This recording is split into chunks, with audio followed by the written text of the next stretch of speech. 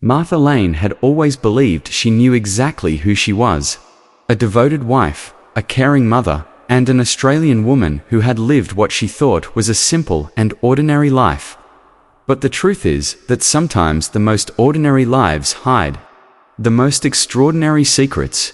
One seemingly routine day, she walked into a government office to apply for a passport. Under the cold flicker of fluorescent lights, a clerk asked her a question that should have been easy. "Where were you born?" Martha answered with the details she had been told since childhood, the very details she had carried with her all her life. Yet when the clerk checked the files, something did not match. Her birth record was missing. Her name was not listed anywhere. Her very existence did not appear to be real. What began as a simple application suddenly shattered the foundation of her identity. Within days, Martha's world began to crumble. She discovered she was not who she thought she was. She was not even from Australia.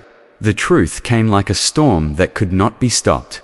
Martha had been stolen from her real family in England over 50 years earlier.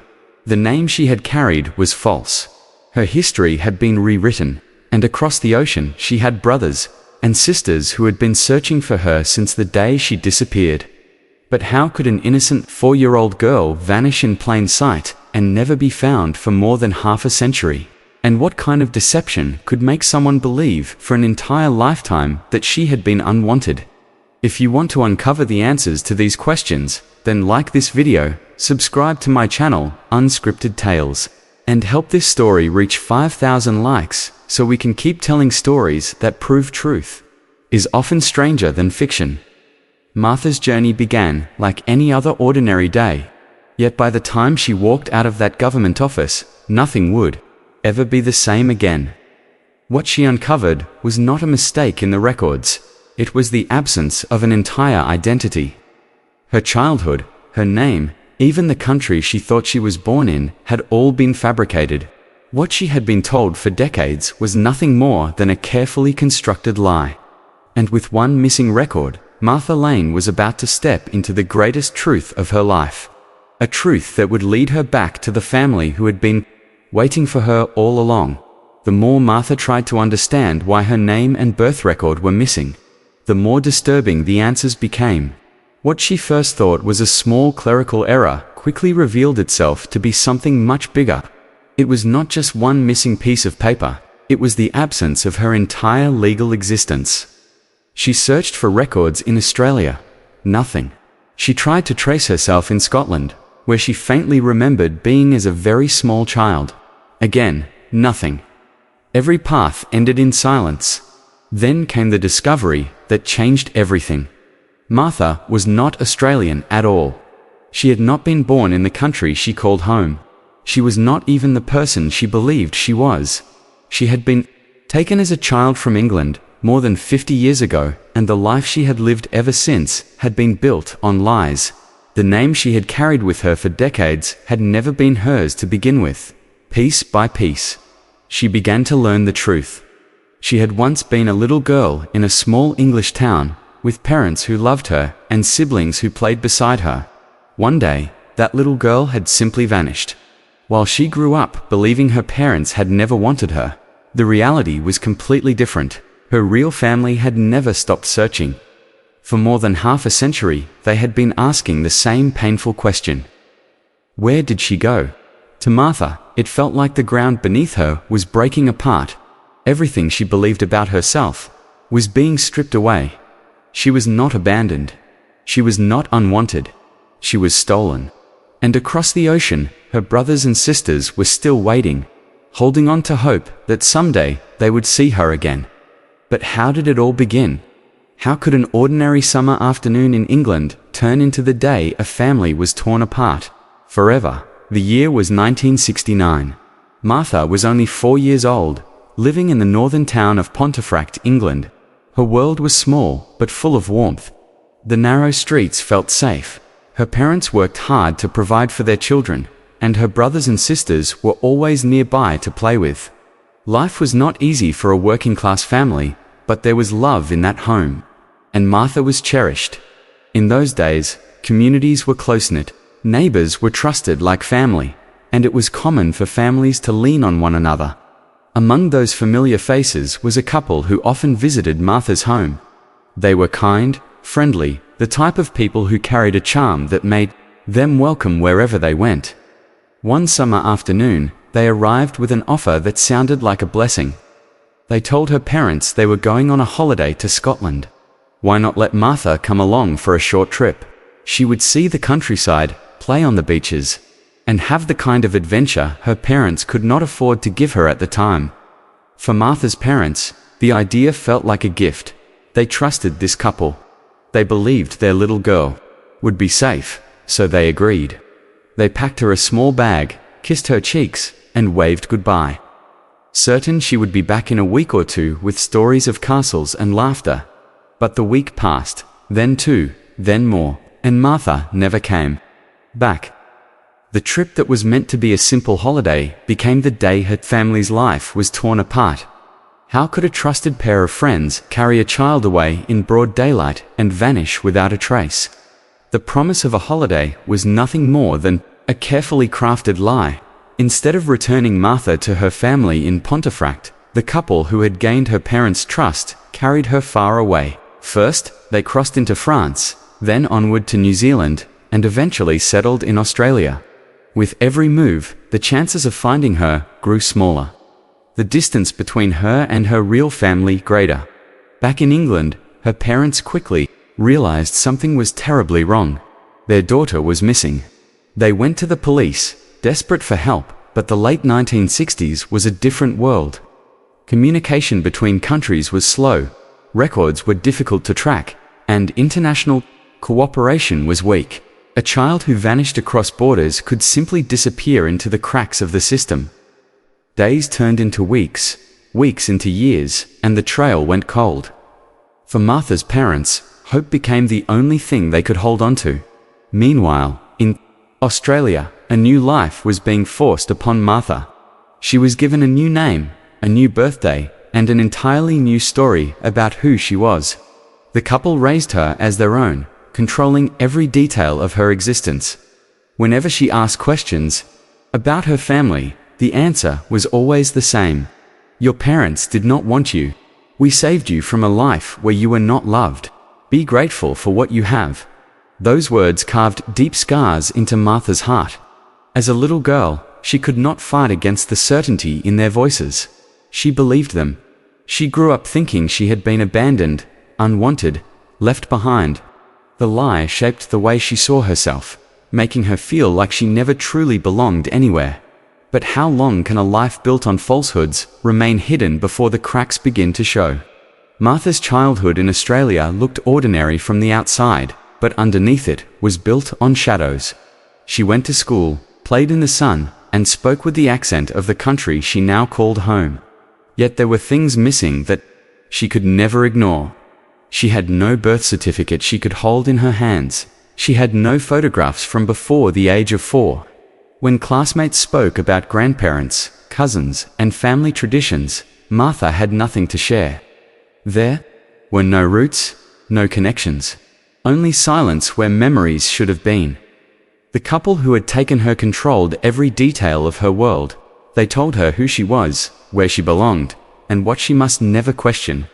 Whenever she asked about her real parents, the answer came like a hammer. They did not want you. We gave you a better life. Be thankful. As a child, Martha had no reason to doubt their words. She accepted their story as the truth, because it was the only story she had. As she grew older, the doubts that sometimes surfaced were buried under the weight of daily life. She focused on school, then on work, and tried to silence the ache in her heart for answers she could never find. By her teenage years, it seemed easier not to ask questions at all. But years later, everything began to stir again. Martha fell in love, married, and had children of her own. For the first time, she felt a sense of belonging she had never known before. Her children became her anchor. Yet with motherhood came a flood of questions she could not ignore. Who had she inherited her smile from? What illnesses might run in her family? What history was written in her blood that her children deserved to know? Every time she was asked about her background, she felt a wave of panic. The past she had tried so hard to bury was pushing its way back to the surface. And then came the moment when simple paperwork would force her to confront the truth she had been running from all her life. For years, Martha tried to ignore the unease that crept into her thoughts whenever documents were required. She would grow tense whenever forms needed to be signed, or when proof of her birth was requested. She always relied on the couple who had raised her to provide answers, and they always told her not to worry. But as an adult, and now a mother, she could no longer hide behind those excuses. It began with something small. She needed official paperwork, nothing unusual, just routine. Yet this time, she decided she wanted to see everything with her own eyes. She asked for her records. What she expected to be a short delay turned into hesitation, excuses, and avoidance. They told her the documents were lost, or that they had been put away somewhere in storage. Their answers did not feel right. Something inside her told her that the truth was being hidden. Her husband saw the fear in her eyes and urged her to take control. Let us find the records ourselves. If everything is fine, then you will finally have peace of mind. With his support, Martha began her own search. But what she uncovered was not a missing form. It was the shocking absence of her entire identity. Her name, the one she had lived with for decades, did not exist in any official registry. There was no record of her being born in Australia. There was no trace of her in Scotland either, where fragments of her earliest memories lived. The deeper she searched, the clearer the truth became. Her life in Australia had not been the result of chance or circumstance. It had been the result of a crime. She had not been abandoned by her family, as she had always been told. She had been taken. At the age of 4, she had been stolen from her home, carried across borders, and given a new life built entirely on deception. And just when the truth seemed too heavy to bear, something extraordinary happened that proved the past could never stay buried forever. Just as Martha was beginning to grasp the weight of her stolen past, fate intervened in a way she could never have imagined. A message arrived, carried across oceans, from people she did not even remember but who had never stopped remembering her. It was simple, yet it carried the power to break down 50 years of silence. We have found you. You are our Martha, please. Come home. The words left her trembling. Could it really be true? After all the lies she had been told, after decades of believing she had been unwanted, here was proof that her family had never stopped looking. They had carried her memory in their hearts through every year, every loss, every birthday where her absence was felt like a wound. When Martha stepped off the plane in Scotland, her heart raced. The cold air hit her skin, but it was not the chill that made her shake. It was the weight of half a century pressing down on her chest. She scanned the crowd, strangers everywhere, until her eyes landed on 3 faces holding a faded photograph. It was a picture of a little girl with pigtails, the child she had once been. The photo slipped from their hands as they ran toward her. For a moment, Martha froze. Then something inside her broke loose, and she was in their arms. Not as a stranger, not as someone from a forgotten past, but as their sister. They clung to her as if they would never let go, their tears soaking into her coat, their voices shaking as they said her name again and again, as if speaking it could make up for the years that had been stolen from them. Martha wept, but these were not ordinary tears. They came from a place deep inside, a place that had been locked away since childhood. The ache of her stolen years collided with the joy of finally being found. In that moment, she was not lost anymore. She was home, but even in the joy of reunion, one question remained heavy in her heart. How do you begin to rebuild a lifetime that was stolen from you? The hours that followed were filled with stories, laughter through tears, and hands that did not want to let go. Martha listened as her brothers and sisters told her about the life she had missed. She learned about the parents who had loved her, the birthdays they celebrated in her absence, the years of searching that had never truly ended. Every word painted a picture of a family that had carried her memory, like a flame that could not be put out. There was anger too, anger at the woman who had stolen her away, anger at the decades she could never reclaim. 50 years had been taken from her, childhood birthdays erased, family traditions lost forever. Yet, as the hours passed, it became clear that something was stronger than the anger. It was love. Love that had crossed oceans, endured grief, and survived the silence of time. Martha understood she would never be able to go back and relive the childhood she had been denied. Those years were gone. But in their place, she had been given something rare, a second chance at family. She had found brothers and sisters who still called her their own. She had stepped into a love that had been waiting for her all along, and in their embrace, she finally understood the truth. She was never unwanted.